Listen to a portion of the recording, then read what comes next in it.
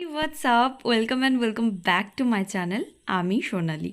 Yes, আবার একটা ছবি আঁকার ভিডিও নিয়ে আমি চলে এসেছি। আজ এই ছবিটাই আঁকবো, মহানায়ক উত্তম কুমারের। আজ আমি পিন্টারেস্টে বেশ কয়েকটা ছবি অপশন দেখছিলাম যে কোন ছবিটা আঁকা যায়। তার মধ্যে ব্ল্যাক অ্যান্ড হোয়াইট এই ছবিটা আমার বেশ পছন্দ হয়, বেশ ভালো লাগে। তো প্রথমে ভাবছিলাম কি দিয়ে আঁকবো, গ্রাফাইট পেন্সিল দিয়ে আঁকবো নাকি চারকোল দিয়ে আঁকবো নাকি ব্ল্যাক অ্যান্ড হোয়াইট জল রং দিয়ে আঁকবো।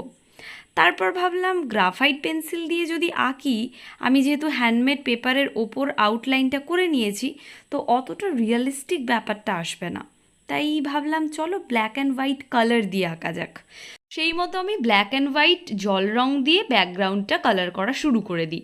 এবার ব্যাকগ্রাউন্ডটা যতক্ষণে শোকাচ্ছিল ততক্ষণে ভাবলাম চলো চারকোল পেন্সিল দিয়ে একটু ফেসটা করি। সেইভাবে কাজ শুরু করে দিলাম।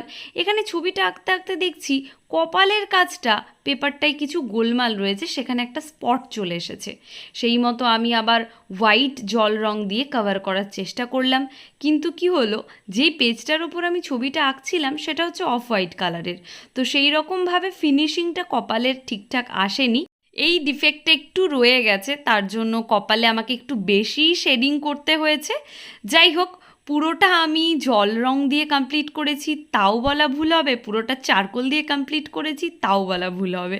তো charcoal pencil and water colour দুটো মিক্স করে ছবিটা এঁকেছি, আর কিছু কিছু জায়গায় হাইলাইট করার জন্য white gel pen, white pencil ব্যবহার করেছি। ফাইনাল রেজাল্ট তোমাদের কেমন লাগলো অবশ্যই কমেন্টে জানিও। বাই বাই, দেখা হচ্ছে নতুন একটা ভিডিও।